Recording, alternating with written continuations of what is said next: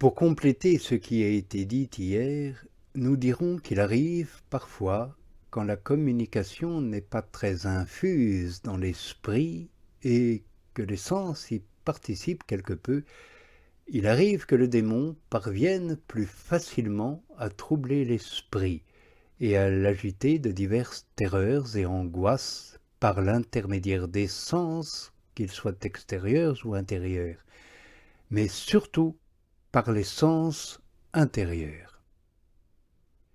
Il cause alors en l'esprit un supplice et un chagrin qui sont beaucoup plus profonds parfois qu'on ne saurait dire. Comme le combat s'engage alors ouvertement entre deux esprits, l'horreur que le mauvais inspire au bon, qui est celui de l'âme, est intolérable s'il parvient à y jeter le trouble. C'est également ce que nous dit l'épouse des Cantiques, qui est passée par ce tourment, quand elle a voulu descendre dans son recueillement intérieur pour y jouir de ses biens. Je suis descendu dans le jardin des noyers pour voir les fruits des vallées et regarder si la vigne avait fleuri, mais je n'ai rien pu savoir. Mon âme a été troublée par les chariots, c'est-à-dire par les chars et les bruits affreux d'Abinadab, qui signifie allégoriquement le démon. Il arrive d'autres fois, quand Dieu agit par l'intermédiaire du bon ange, que certaines faveurs qu'il accorde à l'âme soient connues du démon. Celui-ci s'aperçoit en effet de quelques-unes d'entre elles, car celles que Dieu confère par le moyen du bon ange, Dieu permet d'ordinaire que le démon en ait connaissance, pour qu'il s'y oppose de toutes ses forces, d'après les proportions de la justice, et ne puisse alléguer de son droit en prétextant qu'on ne lui permet pas de vaincre l'âme, comme il l'a dit au sujet de Job. Et il en serait de la sorte si Dieu ne laissait pas une certaine chance de succès entre les deux adversaires, le bon ange et le mauvais, pour la conquête de l'âme. La victoire de l'un ou de l'autre n'en sera que plus glorieuse. Quant à l'âme qui sera victorieuse et fidèle dans la tentation, elle n'en sera que plus féconde. Nous devons donc faire observer que telle est la cause pour laquelle la manière d'agir de Dieu avec une âme ou de se comporter avec elle est, par une permission de sa part, suivie également par le démon.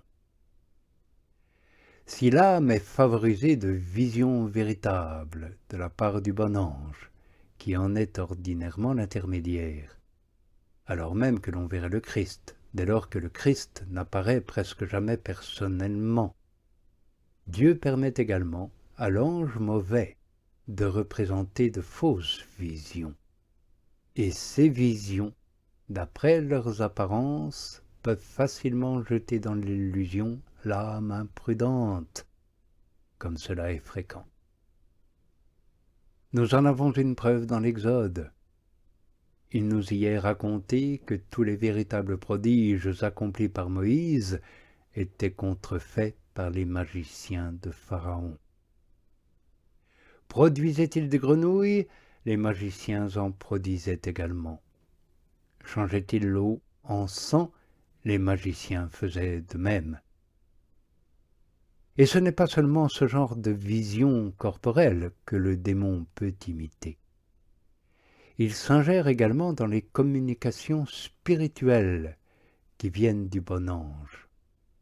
Il parvient à les voir, comme nous l'avons dit. Job, en effet, nous dit de lui, il voit tout ce qu'il y a de sublime. Il l'imite et s'y interpose. Néanmoins, comme ces communications spirituelles n'ont, en tant que telles, ni forme ni figure, il ne peut les imiter et former de la même manière que celles qui nous sont représentées sous une image ou une ressemblance matérielle. Aussi, pour attaquer l'âme, d'après le mode employé par le bon ange pour la visiter, il lui représente un esprit plein de terreur. Il veut ainsi détruire un esprit par un autre esprit.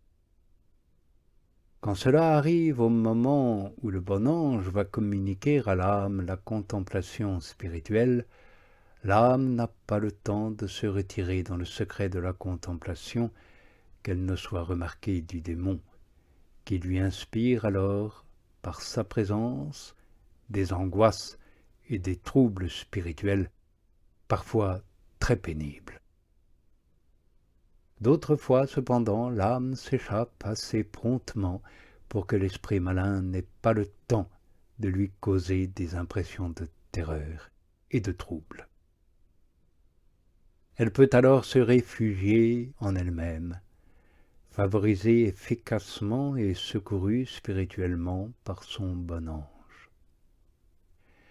Parfois le démon l'emporte et cause à l'âme des troubles et des terreurs. C'est alors pour elle une peine qui surpasse tous les tourments de cette vie.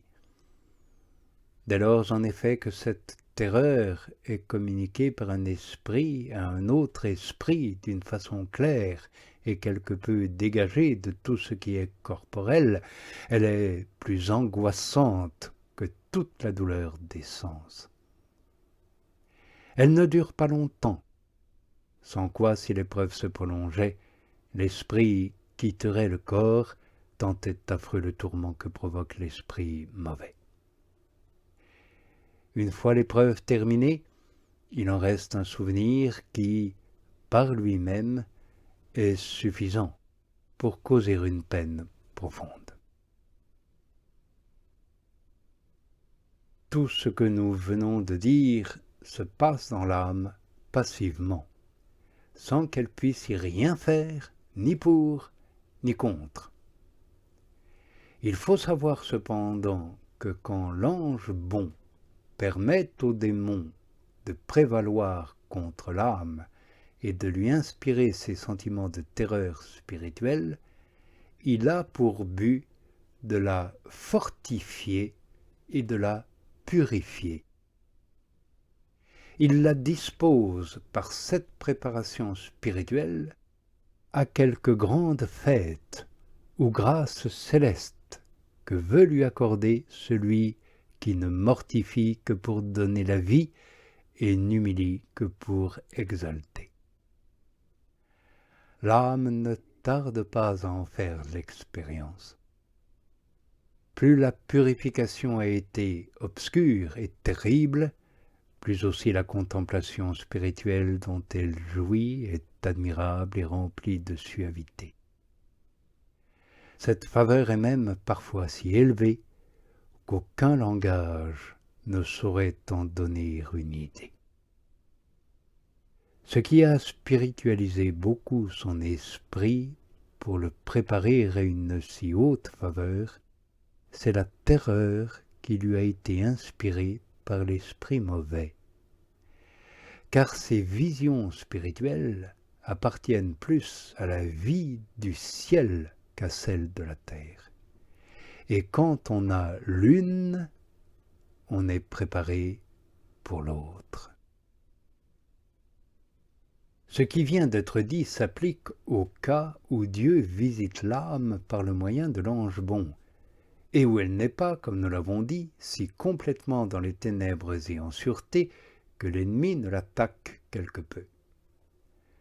Quand Dieu visite par lui-même, c'est alors que se vérifie le vers que nous avons cité, car c'est alors complètement dans l'obscurité et en cachette de l'ennemi qu'elle reçoit les faveurs spirituelles de Dieu.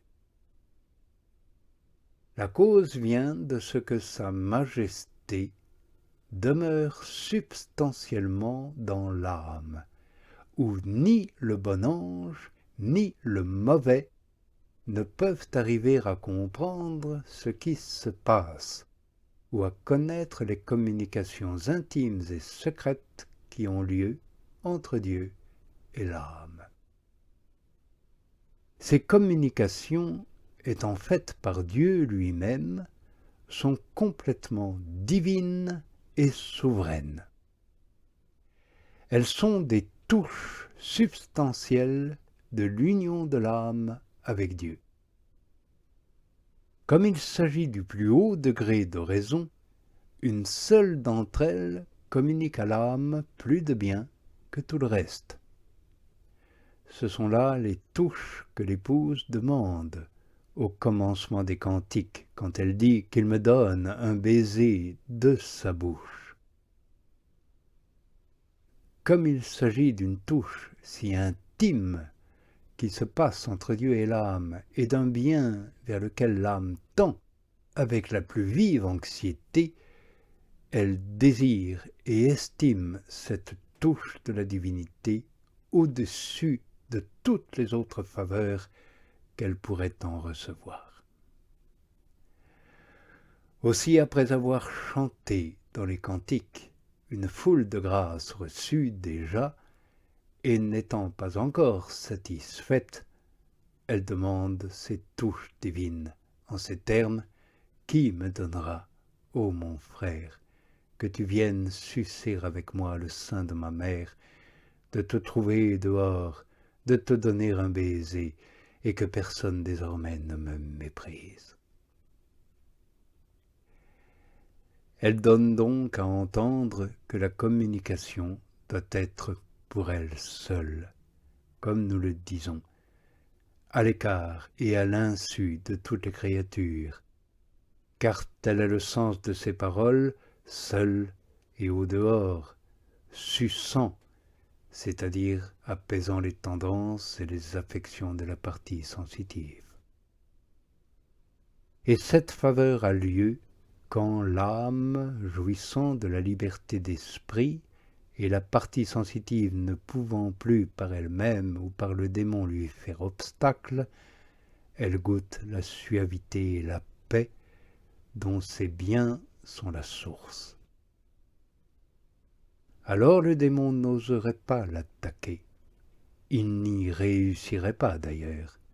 Il serait incapable de comprendre ces divines touches qui se font de la substance de Dieu pleine d'amour à la substance de l'âme. Ce bien, personne ne peut l'obtenir, si ce n'est l'âme qui est passée par une purification intime, par le dénuement spirituel et l'abnégation de toute créature.